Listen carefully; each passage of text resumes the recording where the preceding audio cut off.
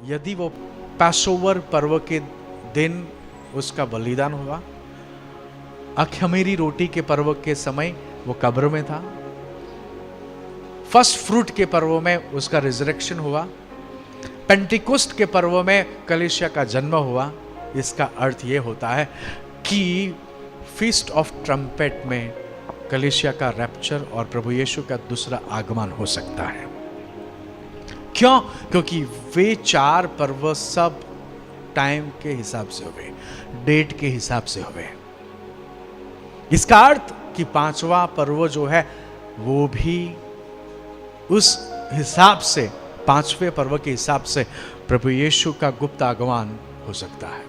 क्यों गुप्त? क्योंकि ये पर्व ऐसा था, 7 पर्व में से ये पर्व ऐसा था कि उसकी घोषणा ऐसे ही नहीं की जा सकती थी। पहले से ही आप नहीं बता सकते कि next Thursday feast of trumpet है, यू कैन नॉट से। ये पर्व ऐसा था जिसका दिन और घड़ी कोई नहीं जानता था। तो ये पर्व का दिन और घड़ी कैसे तय होता था, इसके बारे में मैं आपको बताना चाहता हूं। इस सत्य को जानना जरूरी है। मैंने आपको कहा कि कुछ बातें परमेश्वर सीक्रेट रखता है। जरा पढ़ो व्यवस्था विवरण, उसका 29 और 29। बाद में हम इसके थोड़े और डिटेल में जाएंगे। व्यवस्था विवरण यानी कि पुनर्नियम, डिट्रोनॉमी 29 और 29। बहुत ही महत्वपूर्ण सवाल का जवाब। क्या 23 सितंबर 2025 को रैप्चर होगा? मेरा जवाब है ना, नहीं होगा। नहीं होगा। और उसका कारण भी मैं आपको बता रहा हूं कि क्यों नहीं होगा। क्योंकि ये जो घटना है उसे बाइबल में गुप्त रखा गया है। उस दिन को, उस क्षण को गुप्त रखा गया है।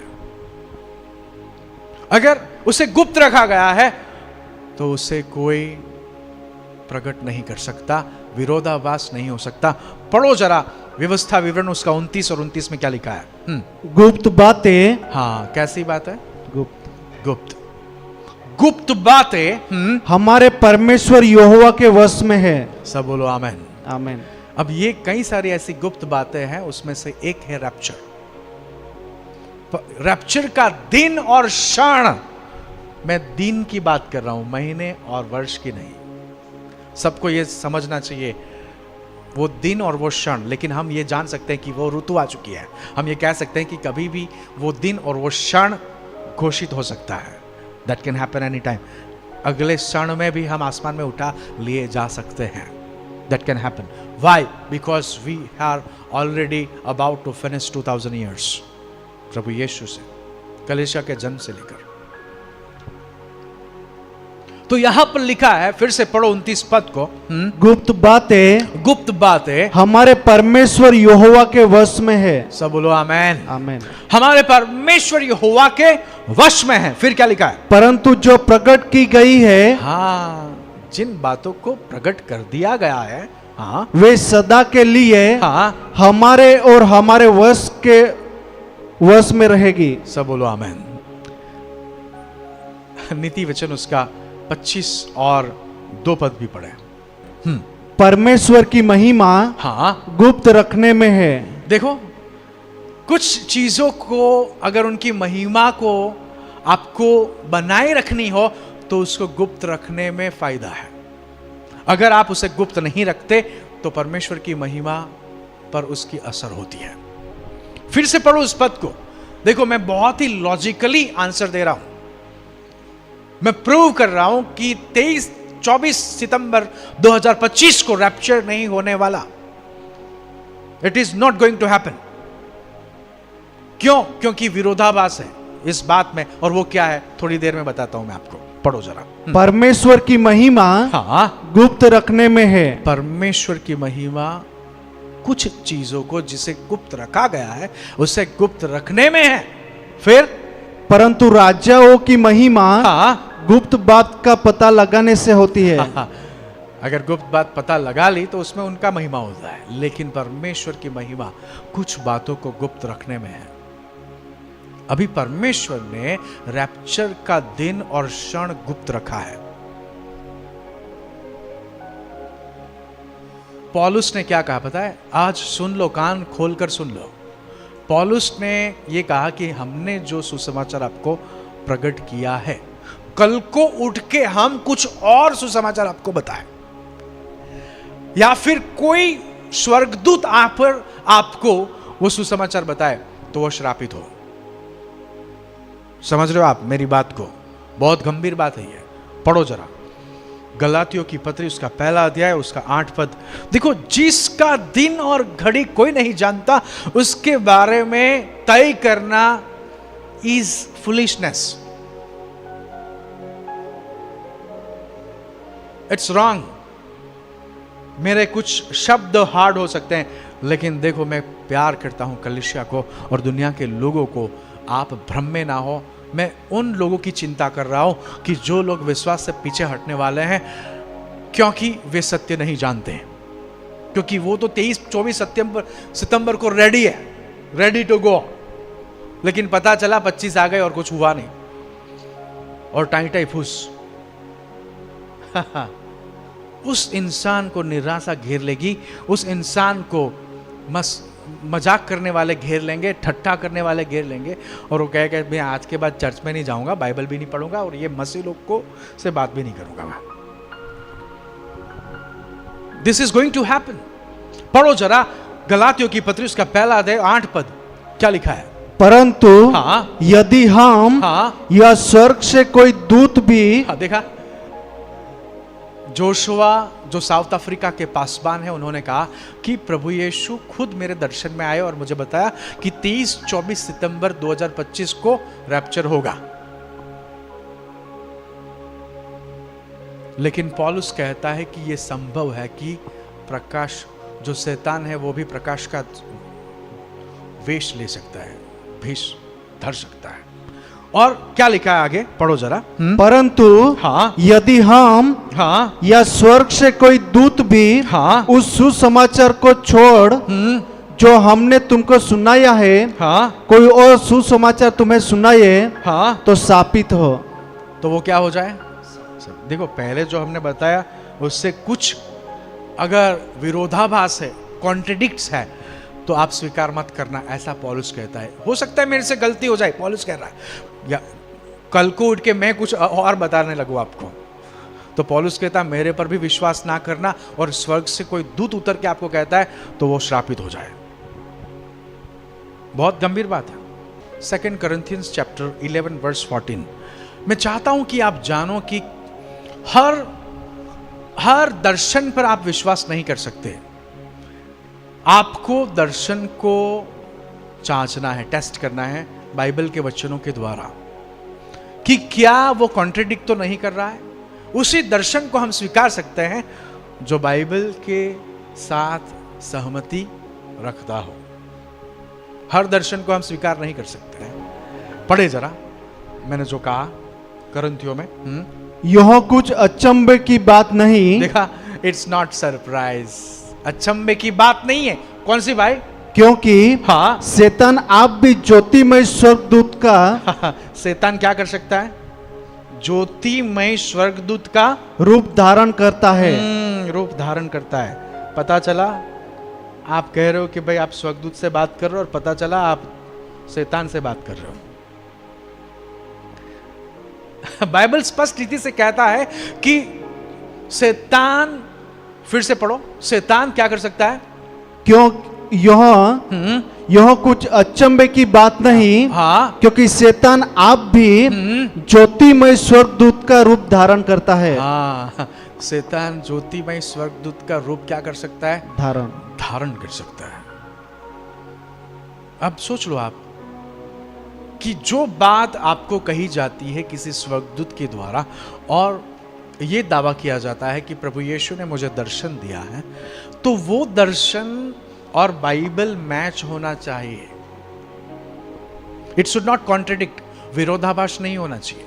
अभी देखो प्रभु यीशु ने क्या कहा, तो इसका मतलब प्रभु यीशु बदल गए? पढ़ो जरा मत्ती रचित सुसमाचार, उसका 24 अध्याय और उसका 36 पद। उस दिन और उस घड़ी के विषय में कोई नहीं जानता। भाई ये कौन कह रहा है? प्रभु यीशु। प्रभु यीशु। प्रभु यीशु कहते हैं कि उस दिन और उस घड़ी के बारे में कोई नहीं जानता। देखो, मैं प्लेनली भी ये कह सकता था कि भाई 23 और 24 सितंबर 2025 को रैप्चर नहीं होने वाला है, लेकिन मैंने ऐसा नहीं करा। आई गेव यू प्रूफ्स, और अभी बाकी है, पूरा बताना बाकी है, लेकिन I have given you enough proof to believe, क्योंकि प्रभु यीशु खुद कह रहे हैं कि वो दिन और वो घड़ी कोई नहीं जानता। लेकिन देखो, प्रभु यीशु किसकी और इशारा कर रहे थे? प्रभु यीशु ये कहकर ये इशारा कर रहे थे कि he is talking about the feast of trumpet.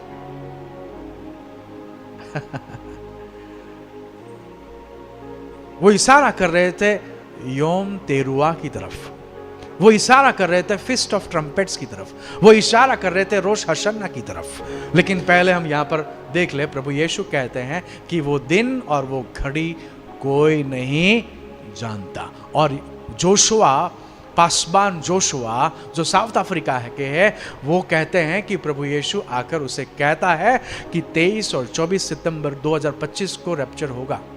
तो वो बात और ये पद कॉन्ट्रडिक्ट हो रहे हैं।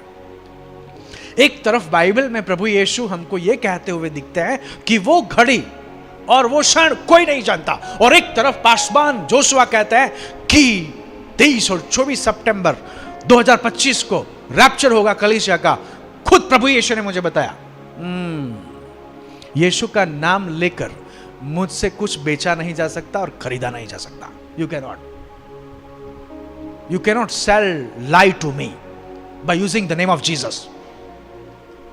ऐसा नहीं है कि आप यीशु के नाम में मेरे पास आओ और कुछ भी बेच और खरीद के जाओ। That is not possible, because I have the truth of the word. मेरे पास सत्य है। तो विरोधाभास पकड़ा गया कि नहीं पकड़ा गया? क्योंकि प्रभु यीशु ये कहता है कि वो दिन और वो घड़ी कोई नहीं जानता, और यहां पर जोशुआ कहते हैं कि प्रभु यीशु आकर उसे कहते हैं कि 23 और 24 सितंबर 2025 को रैप्चर होगा। सॉरी, नहीं होगा, because it is not Jesus who told you. वो प्रभु यीशु नहीं था जिसने आपको ये बताया।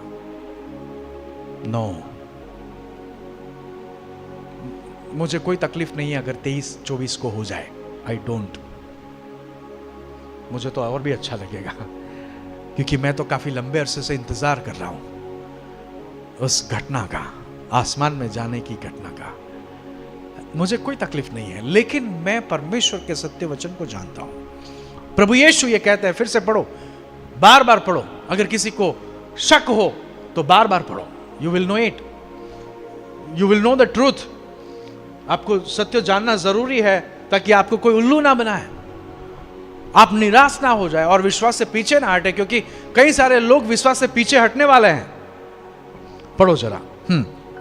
उस दिन और उस घड़ी के विषय में कोई नहीं जानता। उस दिन और उस घड़ी के विषय में कोई नहीं जानता, न स्वर्ग के दूत, न स्वर्ग के दूत और न पुत्र। प्रभु यीशु खुद कहता है, I even don't know. That does not mean that Jesus don't know, he knows it. इसका अर्थ यह नहीं कि यीशु को नहीं पता। प्रभु यीशु उस पर्व की तरफ इशारा करते हुए कहते हैं कि जैसे योम तेरुआ का पर्व है, फीस्ट ऑफ ट्रम्पेट्स एक ही पर्व है, रोश हशन्ना, ये तीनों नाम अलग अलग नाम है लेकिन पर्व एक ही है।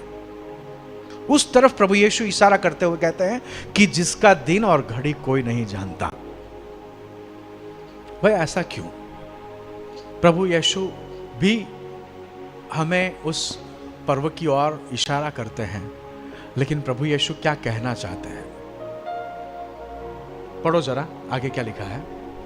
न स्वर्ग के दूत और न पुत्र, परंतु केवल पिता। अगर जोशुआ, पासवान जोशुआ ने कहा होता कि मुझे पिता दर्शन में आए, तो कुछ सोचा जा सकता था,